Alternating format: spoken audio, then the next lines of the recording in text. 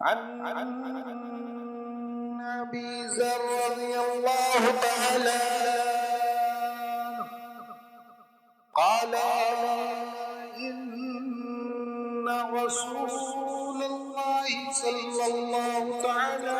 عليه وسلم قال لنا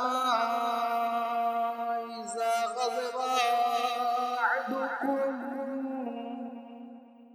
وهو قائم فليجلس فإن ذهب عنه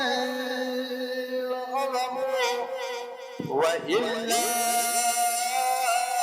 فليبتدع.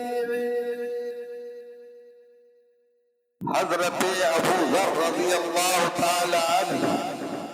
سے روایت ہے کہ رسول اللہ صلی اللہ تعالی علیہ وسلم نے ارشاد فرمایا، جب تم میں سے کسی کو غصہ آئے اور وہ کھڑا ہو تو اس کو چاہیے کہ بیٹھ جائے، اگر بیٹھنے سے غصہ چلا جائے